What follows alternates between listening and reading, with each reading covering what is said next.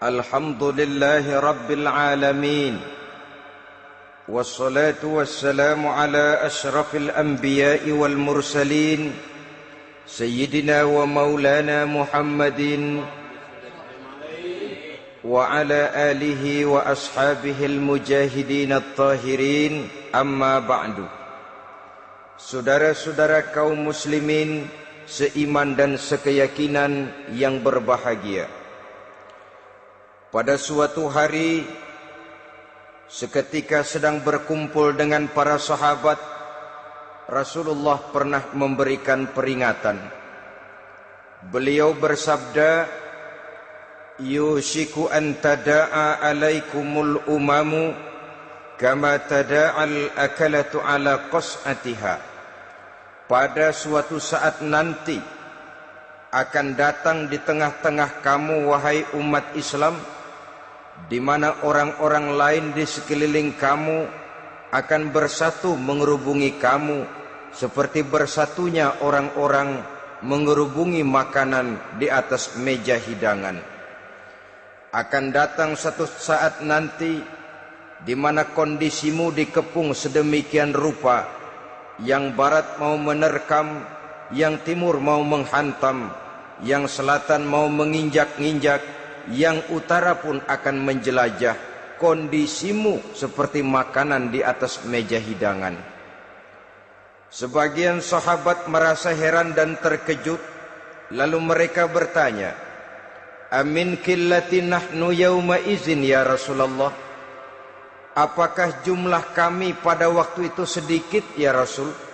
Kami sampai dikepung sedemikian rupa? Beliau menjawab, "Bal antum yauma idzin katsir." Sama sekali tidak. Kamu tidak sedikit pada saat itu. Bahkan jumlahmu sangat banyak. Kamu adalah mayoritas. Walakinnakum ghusa'un ka ghusa'is sail. Tetapi keadaanmu saat itu persis seperti buih di lautan. Banyak tetapi centang perenang. Banyak tetapi tidak punya daya dan kekuatan. Banyak tapi dipermainkan gelombang lautan, dihempaskan ke tepian pantai tanpa punya makna dan arti. Kondisimu pada saat itu kuantitas yang tanpa kualitas, sehingga orang lain enak saja mengepung kamu. Akidahmu didangkalkan, dibanjiri dengan peradaban dan kebudayaan yang menjauhkan dari agama. Dari segi maksiat dan munkarat seluruhnya mengepung sampai kita melepaskan nilai-nilai Islam kita ini. Dan celakanya, sambung beliau, "Wal yanzi'anna fi qulubi aduwikumul mahabata minkum." Akan dicabut kehebatanmu di mata musuh-musuhmu, sehingga pada saat seperti itu orang lain memandangmu umat Islam enteng saja, remeh saja, tidak ada apa-apanya. Sudahlah, pokoknya umat Islam sikat saja. Umat Islam enteng, umat Islam kecil, umat Islam tidak ada apa-apanya. Alangkah ironinya, alangkah menyedihkannya, memilukan dan sekaligus memalukan. Umat yang mayoritas ini dipermainkan oleh yang minoritas. Umat yang jumlahnya terbesar, terbanyak, bahkan konon menurut catatan sampai 90%, tapi dipermainkan oleh mereka kelompok-kelompok kecil ini.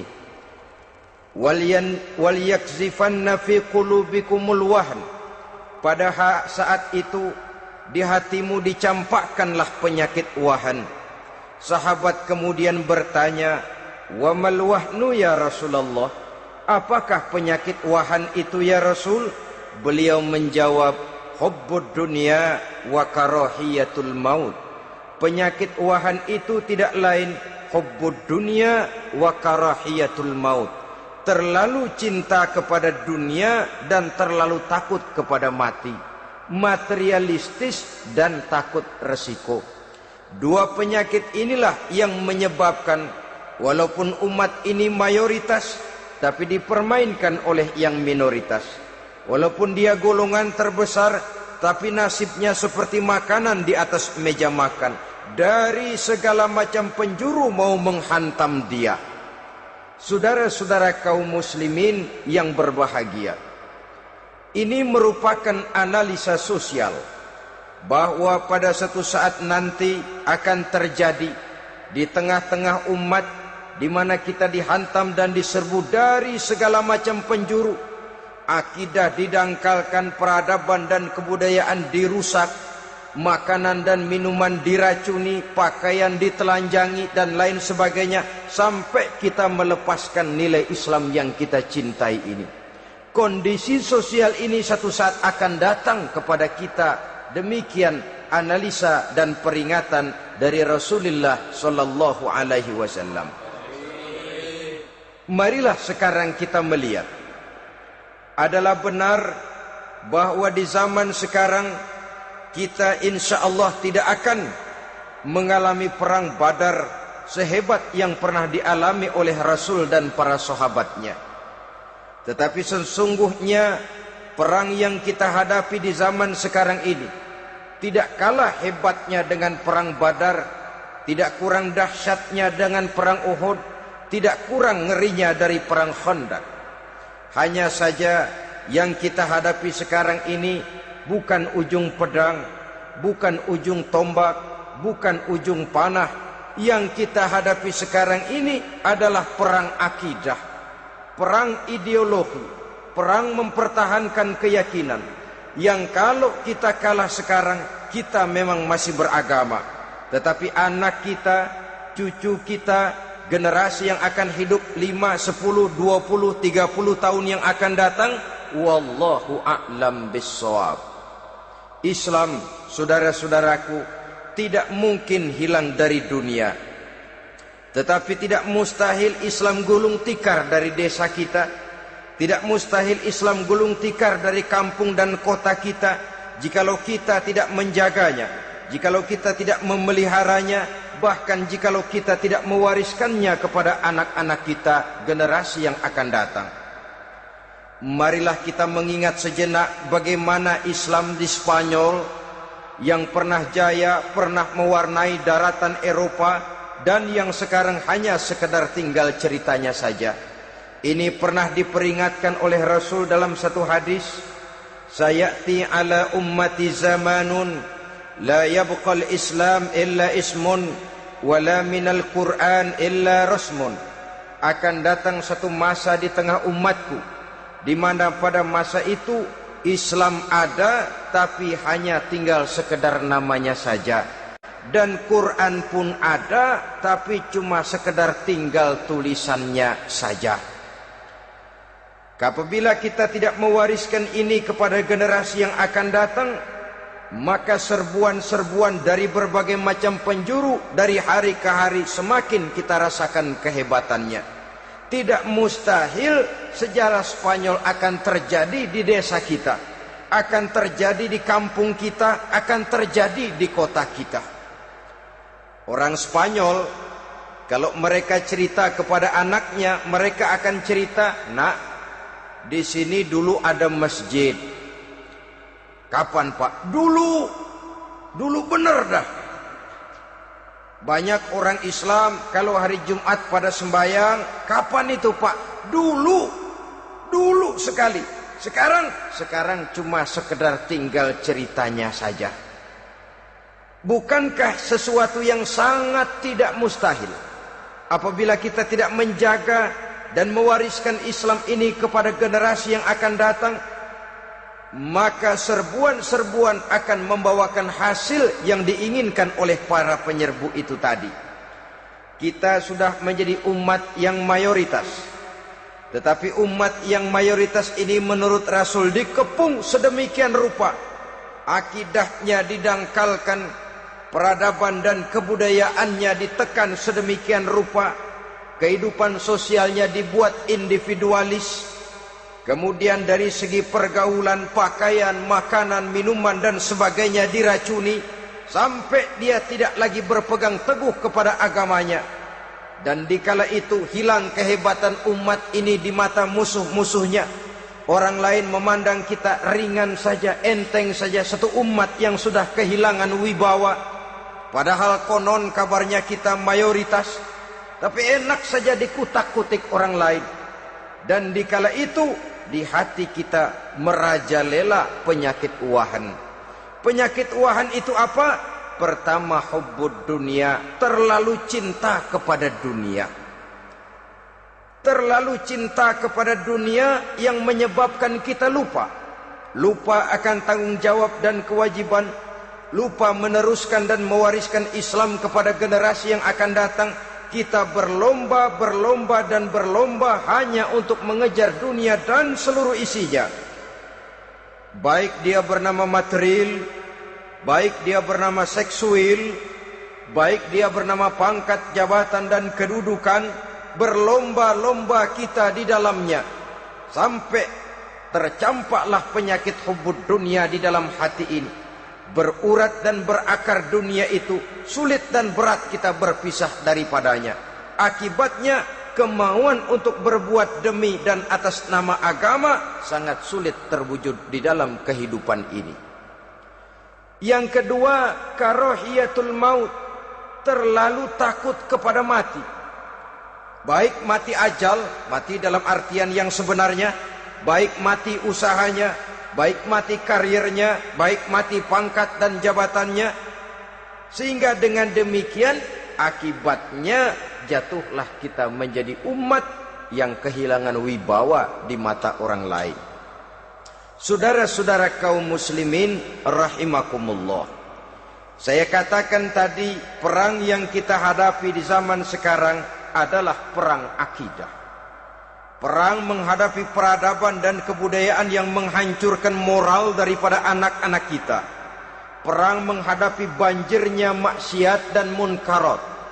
Yang di tengah-tengah itu, di samping berkewajiban menjaga diri dan keluarga, kita pun juga berkewajiban menjaga anak-anak kita, generasi yang akan datang, mengarahkan dan mendidik mereka sesuai dengan yang dikehendaki oleh Allah Subhanahu wa ta'ala. Oleh sebab itu, pada pertemuan kali ini yang akan saya bicarakan ialah bagaimana idealnya seorang muslim lebih dahulu memberikan pendidikan kepada anak-anaknya. Di tengah satu situasi dan kondisi di mana serbuan datang silih berganti melanda dan menghantam umat Islam, kemana anak-anak kita ini harus kita arahkan? Karena kita orang tua mempunyai tanggung jawab.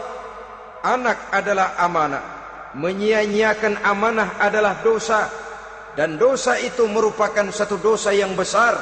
Bahkan orang tua bisa saja masuk neraka kalau tidak bertanggung jawab tentang anak-anaknya. Satu riwayat menjelaskan ada orang soleh, ngajinya cukup, solatnya cukup, puasanya cukup, zakatnya cukup, di mana ada majelis taklim hadir, baca Quran hobi, fitnah orang tidak pernah. Di akhirat setelah disidang dia ternyata lebih banyak kebaikannya daripada kejahatannya, maka dia pun diperintahkan dan dipersilahkan masuk ke dalam surga. Giliran anaknya disidang, biang okem nih anak. Ditanya, siapa Tuhanmu? Tidak tahu. Siapa nabimu? Tenyaho. Apa kitabmu? Ora gelem. Kamu pernah sholat? Tidak. Zakat? Tidak. Puasa? Tidak. Judi? Hobi. Zina? Tiap malam. Mabuk? Berat. Wah, brengsek kamu. Kebaikan tidak ada barang sedikit pun, sementara kesalahan dan dosa berlipat ganda. Kamu neraka. Anak ini protes. Benar, saya tidak kenal siapa Tuhan saya. Saya tidak tahu siapa Nabi saya. Saya tidak tahu kitab suci dan kiblat saya. Saya tidak sholat, tidak zakat, tidak puasa. Tiap malam saya judi, saya zina, saya mabuk. Tapi saya kerjakan semua itu karena saya tidak tahu dan orang tua saya tidak pernah memberitahu saya. Dia enak-enakan hadir di majelis taklim, saya nyekek botol, didiemin saja. Dia enak-enakan baca Quran, saya zina, didiamkan saja. Saya bukan tidak mau, orang tua saya sama sekali tidak pernah mendidik saya. Dia mau benar sendiri. Maka kalau sekarang saya harus masuk ke dalam neraka, saya menuntut agar orang tua saya ikut sama-sama bergabung dengan saya ke dalam neraka. Gara-gara dia tuh saya jadi begini. Orang tuamu yang mana? Tuh, yang barusan mau ke surga. Ini orang tua yang sudah mau berangkat ke surga dipanggil. Sebentar dulu, Mas. Ini benar anak kamu? Iya, Pak. Waktu di dunia kamu tidak pernah ajarin dia ngaji? Sampai dia tidak kenal Tuhannya, tidak kenal nabinya, tidak kenal kiblat dan kitab sucinya? Iya, Pak. Dia tidak sholat, kamu diamkan saja. Dia tidak puasa, tidak zakat, kamu bersikap masa bodoh. Bahkan dia judi, dia zina, dia mabuk, kamu pun berdiam diri saja. Iya, Pak. Tahukah kamu bahwa anak ini adalah amanah? Menyia-nyiakan amanah artinya khianat, dan khianat adalah dosa yang sangat besar. Kamu tidak bertanggung jawab, maka kamu, anakmu gabung ke dalam neraka. Saudara-saudara kaum muslimin rahimakumullah, itu sebabnya Allah pesan benar-benar, ya ayyuhalladzina amanu qu anfusakum wa ahlikum nara. Hai orang-orang yang beriman, jaga dirimu dan keluargamu, istri, anak, orang-orang yang menjadi tanggung jawab dan kewajiban kita, jaga dan pelihara mereka dari api neraka. Saudara-saudara kaum muslimin, lalu kalau kita orang-orang tua yang hidup di zaman sekarang ini sudah sering beristighfar, mengurut dada, melihat situasi, membaca peta keadaan, konon tantangan yang akan dihadapi oleh anak-anak kita 15, 20, 25 tahun yang akan datang jauh lebih berat dari apa yang kita hadapi sekarang ini. Maka adalah wajar jika kita sebagai orang tua yang cinta kepada agama, cinta kepada anak-anak kita, berpikir untuk mewariskan nilai-nilai yang luhur ini kepada anak-anak kita generasi yang akan datang. Bagaimana pada mulanya kita harus mendidik mereka? Mari kita telusuri apa yang dicontohkan oleh Al-Quranul Karim. Orang-orang tua bijaksana yang diceritakan dalam Al-Quran, kalau sudah berpikir tentang anak-anaknya generasi yang akan datang, pendidikan pertama yang diberikan kepada anaknya ternyata adalah persoalan akidah. Nabi Ibrahim, pertanyaan yang paling merisaukan beliau buat anak cucunya ialah, ma ta'buduna min ba'di. Saudara bisa lihat surah Al-Baqarah ayat 133. Anak-anakku, kalau pada satu saat nanti aku, ayahmu ini sudah tidak ada lagi, meninggalkan kamu semua, meninggalkan kehidupan dunia ini, ma ta'buduna min ba'di, apa yang akan kamu sembah nak kalau ayah sudah tidak ada lagi? Jikalau ayahmu sekarang masih rajin ke masjid, melakukan rukuk dan sujud, i'tikaf dan membaca Quran, kalau satu saat ayahmu meninggalkan dunia ini, masihkah engkau mau ke dalam masjid? Masihkah engkau rukuk dan sujud? Masihkah engkau i'tikaf?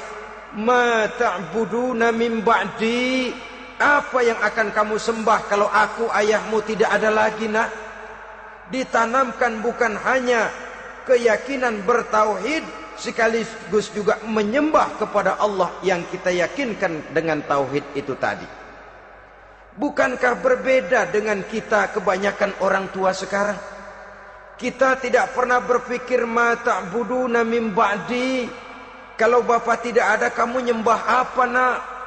Kita orang tua sekarang pagi-pagi malah berpikir ma ta'kuluna min ba'di, Kalau bapak nggak ada, kamu nanti makan apa, nak? Bukan nyembah apa yang kita pertanyakan, bukan nyembah apa yang kita khawatirkan, makan apa, nak? Maka yang dicari lalu sekolah-sekolah yang bonafit, yang tidak peduli apakah itu merusak imannya, mematikan akidahnya, menghancurkan keyakinannya. Yang penting ada jaminan hari depan bisa dapat lapangan kerja. Akibatnya berduyun-duyun orang-orang tua muslim menyekolahkan anaknya di sekolah-sekolah yang bukan Islam, yang nyata-nyata membahayakan akidahnya, dididik dengan kultur dan budaya yang bertentangan dengan nilai-nilai agamanya.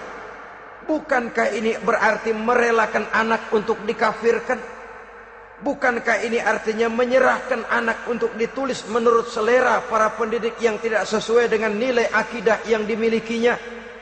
Mengapa kita tidak berpikir seperti Nabi Ibrahim, yang sebelum memberikan pendidikan kecerdasan, sebelum pendidikan matematika, IPS, PSPB dan disiplin ilmu lainnya, yang pertama ditanamkan, ma ta'buduna min ba'di, kalau ayahmu tidak ada, kamu menyembah apa, nak? Menyembah Allah apa nanti malah menyembah harta? Menyembah Allah apa nanti malah mendewa-dewakan pangkat dan jabatan? Menyembah Allah apa malah nanti menyembah alam? Itu yang dikhawatirkan Nabi Ibrahim kepada generasi yang akan datang. Dan itu saudara-saudara yang seharusnya mengkhawatirkan kita kepada anak-anak kita, generasi yang akan datang. Lihatlah serbuan akidah di zaman sekarang ini. Dimanfaatkan kemiskinan kita umat Islam. Diberikan kita tawaran berupa beras, pakaian, obat-obatan, kalau perlu beasiswa, asal bisa melepaskan keislaman kita ini. Bertahap, sedikit demi sedikit, step by step, shibran bi shibrin wa zira'an bi zira'in. Dan harus saya ingatkan, orang di zaman sekarang tidak mungkin menghantam Islam secara frontal. Tidak mungkin menghantam Islam terang-terangan, apalagi mengerahkan satuan militer. Tidak. Orang berhitung bagaimanapun kondisi dan kualitasnya umat Islam, mereka masih punya satu modal penting, fanatisme agama. Kalau ini disulut, api jihad segera berkobar, dan hanya maut yang bisa menghentikan orang yang dibakar dengan semangat jihad. Orang tahu itu. Betapa Uni Soviet kedodoran menghadapi mujahidin Afghanistan yang disulut oleh semangat jihad yang berkobar dengan persenjataan yang primitif ketimbang persenjataan Uni Soviet. Entah mereka pantang surut mundur ke belakang. Jadi jangan mimpi bahwa orang mau menghantam Islam ini dengan melarang pengajian, meruntuhkan masjid, menyegel pondok pesantren. Tidak. Melarang orang sholat. Tidak. Kalau perlu masjid diperbanyak, musola diperbesar. Tapi bikin itu masjid seperti museum. Besar, megah, mercusuar, tapi bikin seperti museum. Tempat orang kagum, tempat orang memuji, tapi sunyi dari nilai-nilai ibadah. Saudara-saudara kaum muslimin, untuk sampai kepada penghantaman akidah, jalan yang paling mudah dirintis sekarang ini secara bertahap dan sistematis, memisahkan umat Islam dari Islamnya. Biarkan mereka bernama muslim. Biarkan di atas kartu penduduknya tertulis agama Islam. Tapi tanamkan budaya-budaya yang menyebabkan cara bergaul mereka, cara berumah tangga mereka, cara bertetangga mereka, sampai kepada cara mereka berpakaian, cara mereka bergaul, cara mereka makan dan minum, cara mereka mendidik dan menyekolahkan anak, sama sekali tidak lagi mencerminkan nilai-nilai yang Islami. Itu sudah satu usaha yang paling praktis, memisahkan umat Islam dengan Islamnya. Kalau sadarlah kita ke arah ini usaha orang di zaman sekarang, maka yang harus pertama kita tanamkan kepada anak-anak kita, didik mereka dengan jiwa tauhid yang mengkristal di dalam batinnya, meresap sampai ke tulang sumsumnya, yang tidak akan sampai pun nyawa berpisah dari badannya, akidah itu tidak akan berpisah dari hatinya. Bahkan dia sanggup dengan tegar berkata, lebih baik saya melarat karena mempertahankan iman daripada hidup mewah dengan menjual akidah. Satu khittah, satu garis kehidupan yang perlu kita wariskan kepada anak-anak kita, generasi yang akan datang. Dahulu ada satu tradisi, saudara-saudara. Kalau anak gadis kita dilamar orang lalu bertanya, anakmu mau ngelamar gadis saya, apa sudah khatam Quran berapa kali? Apa sudah bisa baca kitab macam-macam dan lain sebagainya? Sehingga lahirlah satu kebanggaan. Apapun motifnya, tapi pertanyaan semacam ini zaman sekarang sudah langka. Paling-paling yang ditanya kalau anaknya dilamar orang, anakmu kerja di mana? Gajinya sebulan berapa? Kendaraannya bebek apa soang? Apa-apa? Itu yang kita pertanyakan, berkisar di seputar materi, kerja, job, status sosial, dan lain sebagainya. Perkara bisa baca Quran atau tidak, nomor 18. Perkara sembahyangnya rajin apa tidak, nomor 36. Saudara hadirin, akibatnya terjadi pergeseran nilai. Maka mendidik anak menurut tuntunan Quran adalah seperti yang diberikan contoh oleh Luqmanul Hakim, yang diceritakan dalam surah Luqman mulai ayat 11 dan selanjutnya. Apa pendidikan pertama yang harus kita berikan kepada anak? Pertama, ya bunayya la tusyrik billah. Wahai anakku, jangan sekali-kali engkau menyekutukan Allah. Nak, jaga tauhid, pelihara iman, mantapkan akidah. Ini dasar yang pertama. Belum lagi anak mengenal berbagai macam disiplin ilmu, yang pertama ditanamkan tauhid. Ini yang mendasari kehidupan. Ini yang akan menjadi mewarnai dan menjadi warna dari kepribadian seseorang. Sentuhan jiwa tauhid di dalam diri si anak. Belum lagi sempat dia kenal yang lain. Yang pertama yang kita tanamkan, kita wariskan, kita berikan, la tusyrik billah. Jangan sekali-kali menyekutukan Allah. Nah, kalau ini sudah tertanam, ini sudah merupakan satu fondasi yang kuat. Selebihnya nanti tinggal melihat bakat si anak, kemana dia harus dididik ini. Yang terpenting nilai iman lebih dahulu tanamkan. Dan untuk menghancurkan nilai keimanan, saudara-saudara, saya katakan, ingatkan kepada hadis di awal tadi, dikepung kita dari berbagai macam penjuru agar bila bisa melepaskan nilai-nilai iman dan keyakinan. Proses pendangkalan akidah, ditanamkan keraguan kepada agama, ditanamkan rasa malu beragama. Sholat malu, baca Quran malu, berangkat ke masjid malu, pakai jilbab malu. Ditanamkan rasa malu beragama, sehingga bertahap sedikit demi sedikit kita mulai berpisah dengan kehidupan beragama. Ditanamkan hal yang sedemikian rupa dari berbagai macam penjuru.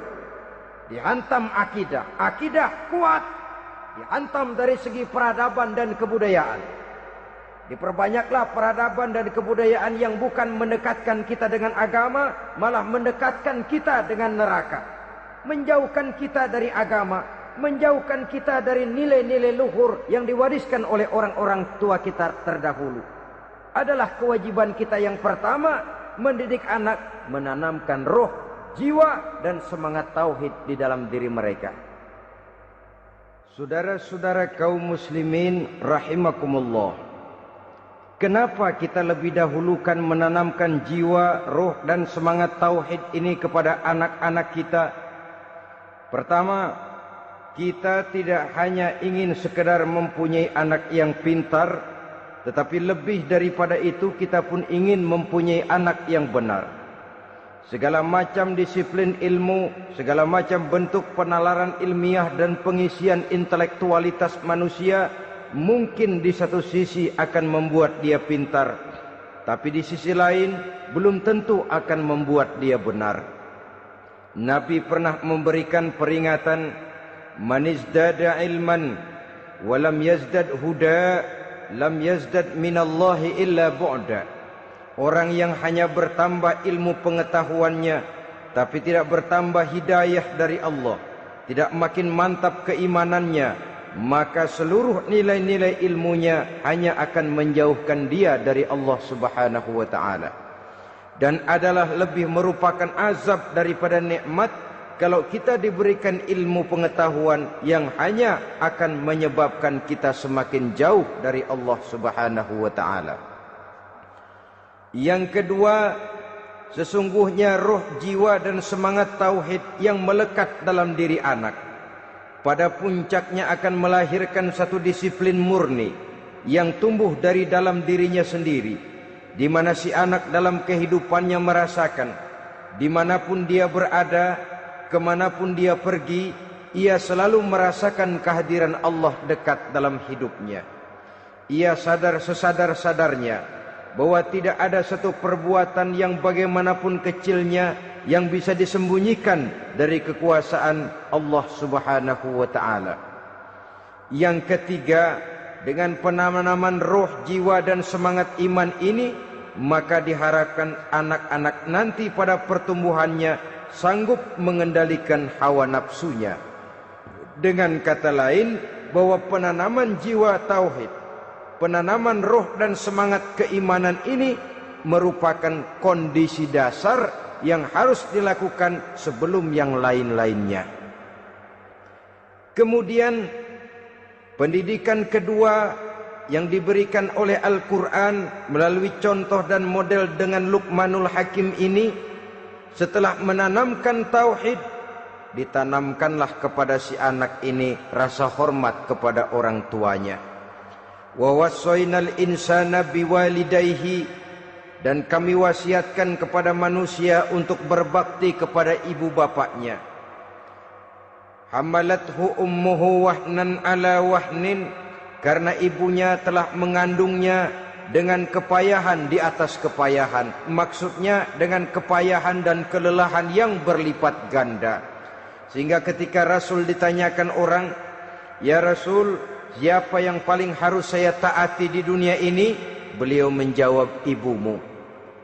Kemudian, "Siapa lagi ya Rasul?" "Ibumu." Setelah itu, "Siapa lagi ya Rasul?" "Ibumu." Dan kemudian, "Siapa ya Rasul?" "Bapakmu." Ibu, ibu, ibu, bapak. Bahkan al-jannatu tahta aqdamil ummahat, surga berada di bawah telapak kaki ibu. Bagaimana menanamkan rasa hormat kepada orang tua di hati anak? Tentu yang pertama, bagaimana orang tua bisa memberikan keteladanan. Marilah kita sebagai orang-orang tua ini menyadari bahwa sebelum anak kenal sekolah dasar, sebelum anak kenal TK, ibtidaiyah, sanawiyah sampai kepada perguruan tingginya, yang pertama dia kenal adalah lingkungan rumah tangganya, gurunya adalah ibu bapaknya. Di sini berlakulah apa yang dinamakan keteladanan. Keteladanan jauh lebih berhasil daripada sekedar teori-teori yang muluk. Keteladanan jauh lebih berhasil daripada berbagai macam indoktrinasi dan penataran. Kurangnya keteladanan akan menyebabkan anak mencari pola. Apabila kita orang tua ini tidak bisa memberikan keteladanan yang baik kepada anak-anak kita, maka pada suatu saat anak-anak akan menganggap enteng dan kehilangan wibawa kita sebagai orang tua di mata mereka. Dikala itu akan sangat sulit kita membentuk kepribadian mereka. Bukankah di zaman sekarang ini kita banyak mengalami krisis wibawa, krisis figur? Ada yang karena rapotnya merah melulu, gurunya dikeroyokin. Pak guru pulang sekolah dicegat. Bahkan nyaris ada orang tua pernah dibunuh oleh anaknya sendiri. Dan lain sebagainya, kasus-kasus yang sebenarnya tidak perlu terjadi, karena memang bukan saja bertentangan dengan nilai budaya kita sebagai bangsa, tapi juga bertentangan dengan ajaran agama kita sendiri. Krisis wibawa, krisis figur, yang juga akibatnya harus kita sadari banyak faktor yang membentuk kepribadian anak. Pergaulannya, yang dibacanya, yang ditontonnya, yang disaksikannya di dalam kehidupan. Benar kita menyekolahkan mereka, tapi berapa jam mereka di sekolah? 6 jam, 7 jam paling lama. Sedangkan mereka hidup satu hari satu malam 24 jam. Kalau cuma 7 jam di sekolah, ini berarti lebih banyak dia di luar sekolah. Dan di luar sekolah itu artinya ya rumah tangganya, ya temannya, ya lingkungan di mana dia tinggal, yang seluruhnya sangat besar pengaruhnya dalam ikut membentuk kepribadian anak-anak kita. Saya katakan tadi, di samping kita menghadapi perang akidah, kita pun berhadapan di dalam perang menghadapi peradaban dan kebudayaan yang bukan saja menjauhkan kita dari agama, tetapi sanggup menghancurkan moral daripada anak-anak kita. Secara pribadi, saudara-saudara, saya iri, saya kagum misalnya dengan kemajuan yang diperoleh oleh negara tetangga kita, Jepang misalnya. Padahal tahun 45 ia pun hancur lebur oleh meledaknya atom di Hiroshima dan Nagasaki. Tapi bagai satu tenaga raksasa kemudian Jepang bangkit menjadi satu negara superpower di Asia. Bahkan gurunya saja Amerika sekarang ini kewalahan menghadapi perang dagang dengan Jepang ini. Dan yang menarik, Jepang bisa maju dan modern dengan tetap menjadi Jepang, tanpa harus kehilangan identitasnya sebagai satu bangsa, tanpa harus kehilangan kepribadiannya sebagai satu bangsa. Sebagai negara yang sedang berkembang, kita sering latah. Kita ingin meniru Barat, tapi bukan teknologinya, westernisasinya yang kita tiru. Bukan isinya, kulitnya yang kita ambil. Akibatnya apa? Modernnya belum, orangnya sudah Barat. Bergaulnya sudah cara Barat, berumah tangganya sudah cara Barat, berpakaiannya sudah cara Barat, mendidik anaknya sudah cara Barat. Di mana ketemu orang tua cukup hello daddy. Kulitnya kita ambil, sementara isinya kita campakkan. Ironi dan menyedihkan. Padahal kita sesungguhnya bisa maju dan modern, bisa mengejar segala ketinggalan dan keterbelakangan kita, dengan tetap menjaga nilai-nilai luhur budaya kita sebagai satu bangsa, mengambil isinya, dan kalau memang tidak perlu, lalu mencampakkan kulitnya. Pengaruh peradaban dan kebudayaan yang menghancurkan moral daripada anak-anak kita oleh pesatnya arus teknologi, oleh pesatnya arus komunikasi, di mana hal-hal yang terjadi di belahan dunia lain dapat kita saksikan hari ini juga melalui layar televisi. Yang terjadi di Amerika, di Eropa, di Afrika, di ujung dunia yang paling ujung sekalipun, di ujung dunia yang paling ujung, hari ini kejadian, hari ini sudah bisa kita saksikan. Pesatnya arus komunikasi, kalau jatuh ke tangan anak-anak kita yang belum mempunyai filter, daya saring positif, akan dicerna oleh mereka tanpa memilah dan memilih. Akibatnya orang kampung bilang kelolodan. Makan nggak dikunyah lagi, tentu saja akhirnya kelolodan. Dan kalau sudah kelolodan, menyusahkan kita seluruhnya. Oleh karena itu budaya menghormati orang tua perlu dijaga, perlu dipelihara dan diwariskan kepada anak-anak kita. tali silaturahmi sehingga ada respeknya kepada orang tuanya. Jangan bapaknya dianggap CS, ibunya dianggap CS, kakeknya dianggap CS. Hilang rasa respek, hilang rasa menghormati. Sementara orang tua sendiri tidak bisa memberikan keteladanan, kurang mendapat perhatian dan lain sebagainya. Apalagi kalau baik ibu maupun bapak adalah orang-orang karier yang setiap hari sibuk menghadapi tugas masing-masing. Bapak sibuk rapat, pindah kantor sana kantor sini, ibu sibuk arisan, besarlah anak-anak di tangan pembantu dan lain sebagainya, sehingga dia merasa kurang mendapat perhatian, dan ini akan ikut membentuk warna dari kepribadian yang dimilikinya. Sampai kepada pelosok-pelosok desa, jaringan televisi memang menguntungkan. Tapi kalau sudah sampai kepada menayangkan budaya-budaya yang tidak sesuai dengan pola di mana mereka tinggal, pola lingkungannya, dan ingin mereka terapkan dalam kehidupan, ironi dan menyedihkan. Maka sering dikatakan, jikalau ABRI masuk desa, rakyat beruntung. Jikalau listrik masuk desa, rumah jadi terang. Jikalau koran masuk desa, rakyat jadi cerdas. Jikalau hakim masuk desa, rakyat lalu sadar hukum. Tapi jikalau maksiat dan munkarat masuk desa, minuman keras masuk desa, judi masuk desa, pelacuran masuk desa, rakyat tentu kiamat. Dan kita harus punya budaya untuk memilah dan memilih, mempunyai filter untuk jadi daya saring positif. Oleh karena itu, saudara-saudara, tahap kedua setelah menanamkan jiwa tauhid kepada anak, tanamkan rasa hormat kepada orang tuanya. Orang tua itu ibu bapaknya, orang tua itu guru-gurunya yang mengajarkan dia, atau yang dianggap tua yang lebih senior dari dia. Karena tidak ada satu peradaban yang berdiri sendiri. Bagaimanapun maju dan modernnya kita sekarang, tentu merupakan mata rantai yang berkaitan dari generasi terdahulu. Ini yang kedua. Setelah tauhid, berbakti kepada ibu dan bapak. Tidak ada satu kebahagiaan yang bisa ditegakkan di dunia ini tanpa doa, tanpa restu daripada ibu dan bapak. Ini keramat hidup.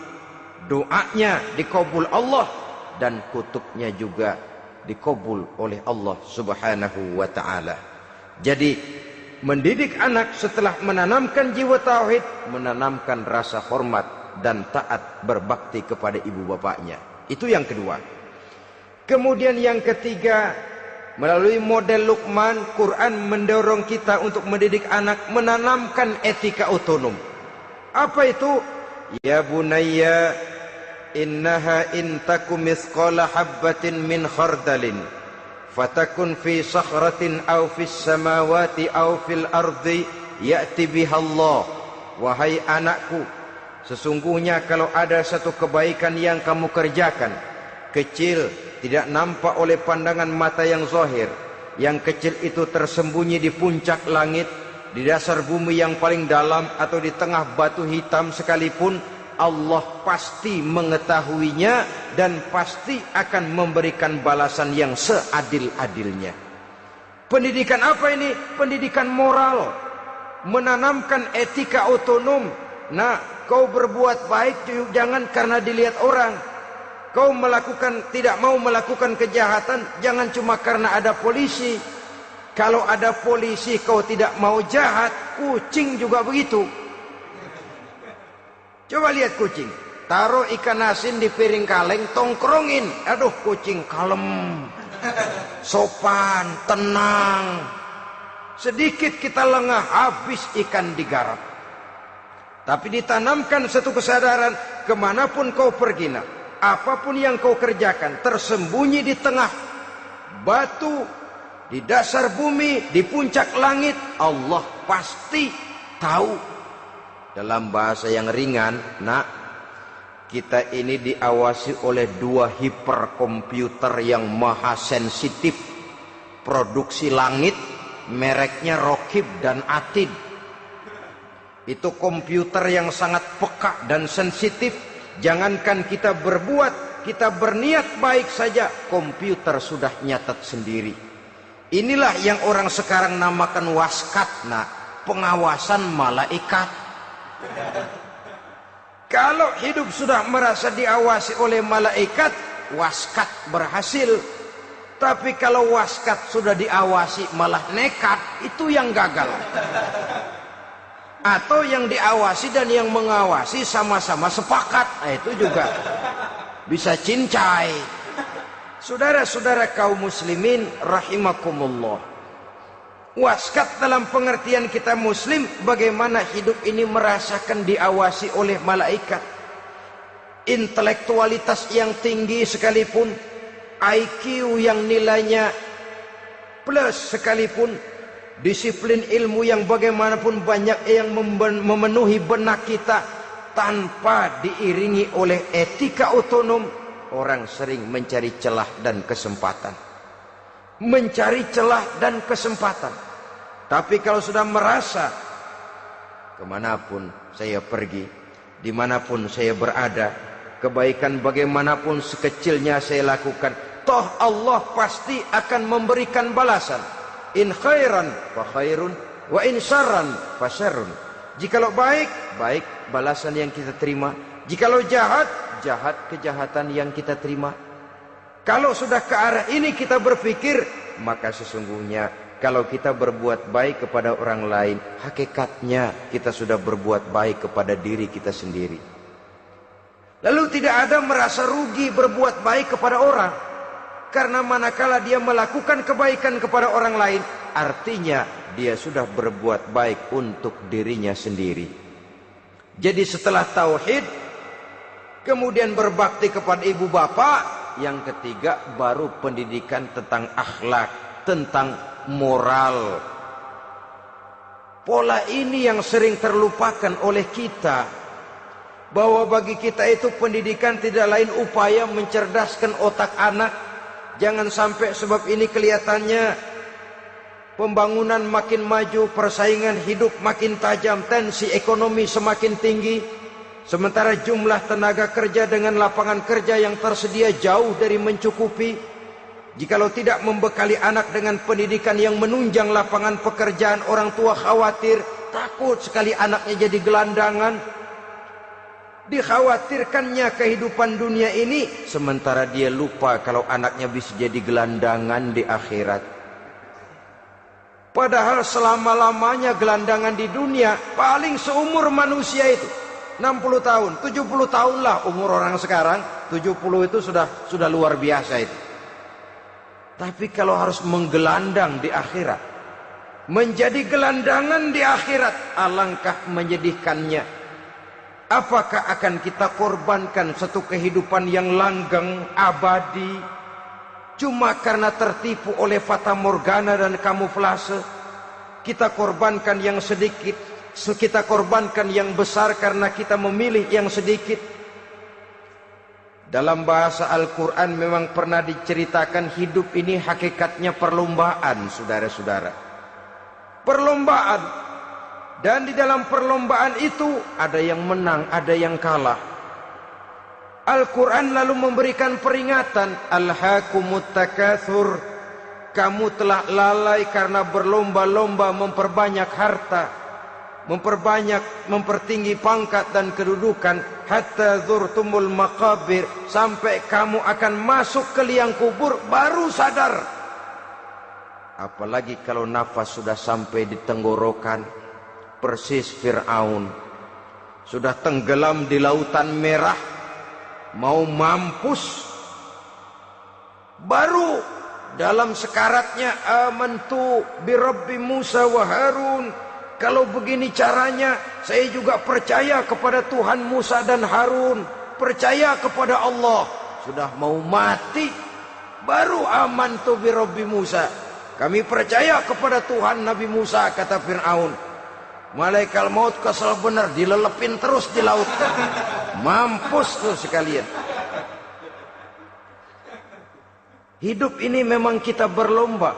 berlomba dengan waktu, berlomba dengan umur, berlomba dengan tenaga, berlomba dengan tetangga. Yang jangankan kita sampai mundur, berhenti saja sejenak, kita akan ditinggalkan oleh yang lain. Tiada kata mundur, bahkan tiada kata berhenti. Sekali kita melangkah, melangkahlah terus. Tapi berlombalah seperti yang dikehendaki Quran. Fastabiqul khairat.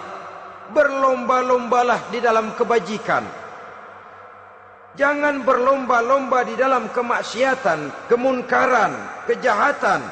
Berlombalah dalam urusan kebaikan. Saudara-saudara kaum muslimin rahimakumullah. Tauhid, berbakti kepada ibu bapa, kemudian pendidikan tentang moral. Apabila pendidikan tentang moral sudah tertanam, barulah lihat bakat si anak. Kemana bakatnya?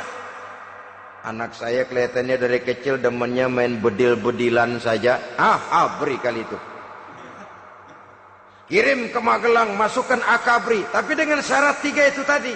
Iman sudah tertanam, rasa bakti kepada ibu bapak sudah ada, dan punya nilai moral. Sehingga boleh jadi nanti dia menjadi jenderal yang beriman, yang berbakti kepada ibu bapaknya, dan punya moral yang tinggi. Kan lebih baik rakyat rendah tapi akhlaknya tinggi, daripada pejabat tinggi tapi moralnya rendah. Jauh lebih baik rakyat rendah punya moral tinggi ketimbang pejabat tinggi punya moral rendah. Nilai moral ini yang jadi ukuran dan barometer di masyarakat. Yang ini yang sering kita lupakan. Bahwa kehancuran satu bangsa dimanapun di dunia ini selalu dimulai dengan kehancuran moral daripada bangsa itu sendiri. Sekarang membina nilai moral ini berat.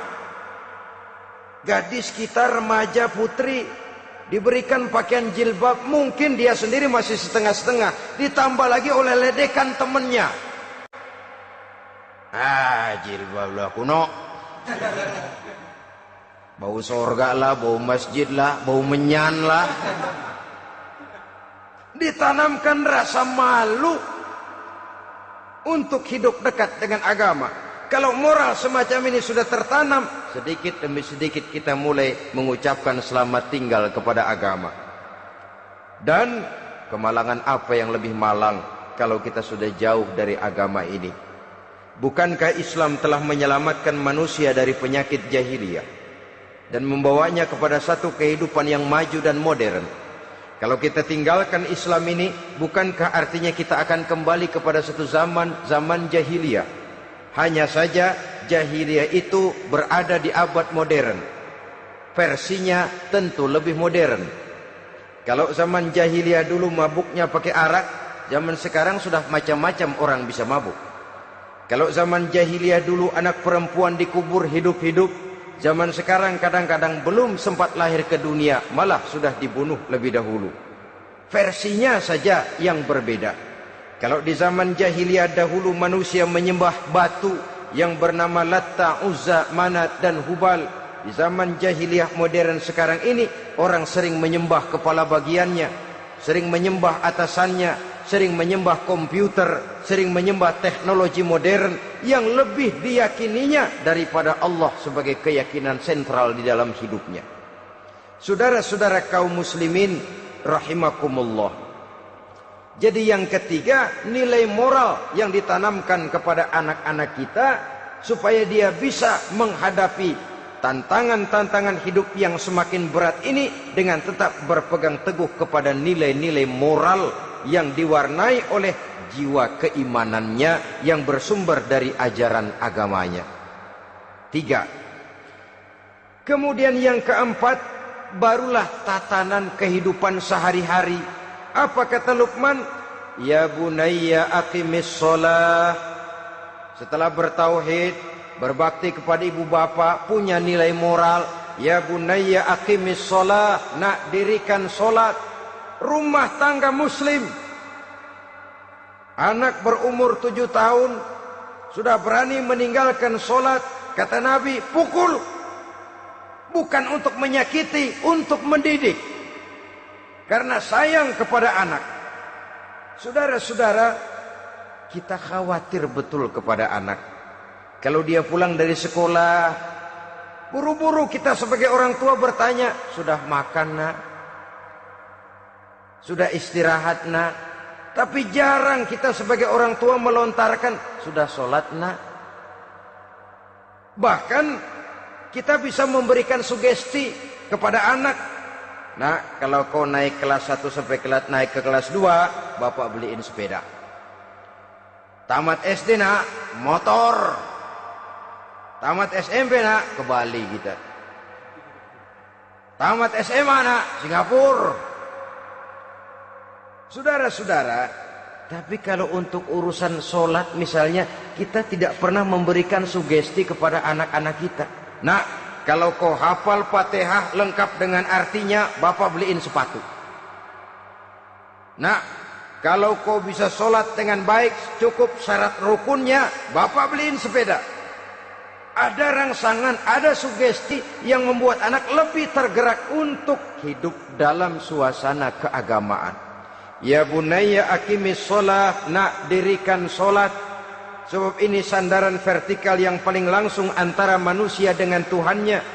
Menyadari bahwa sepanjang yang bisa dilakukan oleh manusia hanyalah berusaha, dan kepastian sepenuhnya ada di tangan Allah. Dengan sholat kepribadianmu diperteguh, dengan sholat sandaran vertikalmu kepada Allah diperkuat. Dan pada waktunya nanti Al-Quran memberikan bimbingan, hendaklah minta tolong kepada Allah dengan sabar dan tetap mendirikan sholat. Ya bunayya aqimis sholat. Setelah itu, wa'mur bil ma'rufi wanha 'anil munkar. Tegaklah membina yang ma'ruf, tegaklah mencegah yang munkar. Ini sikap hidup sudah. Sholat tadi tugas hidup. Lalu sikap hidup tampil di tengah masyarakat, membina yang ma'ruf, mencegah yang munkar sesuai dengan kesanggupan masing-masing.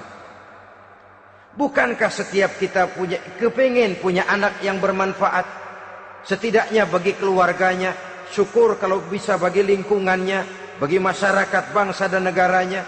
Dan satu di antara tanda orang yang bermanfaat, kalau dia bisa hidup menjadi penganjur yang ma'ruf dan pencegah yang munkar. Dan itu kalau tidak ada hidayah, sulit orang mau melaksanakan itu. Sebab apa? Ada kecenderungan belakangan ini di mana agama dianggap urusan pribadi. Sehingga orang lalu sering bilang, jangan bawa-bawa agama dah, itu kan bukan urusan agama. Ini sudah ciri berpikirnya sekuler. Jangan bawa-bawa agama. Agama urusan pribadi, artinya orang mau sholat mau enggak, jangan bilang apa-apa dah. Urusan dia sendirian. Dia mau puasa dia enggak, merdeka saja, urusan pribadi. Agama bukan persoalan pribadi. Apalagi jika sudah menyangkut amar ma'ruf dan nahi munkar. Siap menegakkan yang baik, mencegah yang munkar, untuk tegaknya satu masyarakat yang diwarnai oleh kebaikan dan terhindar dari segala macam kejahatan. Dan terus ayat-ayat selanjutnya mencerminkan sikap hidup. Namun yang intinya, cara mendidik anak yang baik, yang dicontohkan oleh Al-Quran dengan Luqmanul Hakim sebagai model. Pertama, tanamkan tauhid. Yang kedua, tanamkan rasa hormat dan berbakti kepada ibu bapaknya. Yang ketiga, tanamkan moral, nilai akhlak yang tinggi. Setelah itu yang keempat, biasakan hidup dalam suasana keagamaan. Kontrollah sholatnya, kontrollah baca Qur'annya, kontrollah puasanya di bulan Ramadan. Ajaklah anak-anak sholat berjamaah, sehingga dengan demikian dia terbiasa oleh satu suasana yang mendekatkan dia dengan nilai agamanya.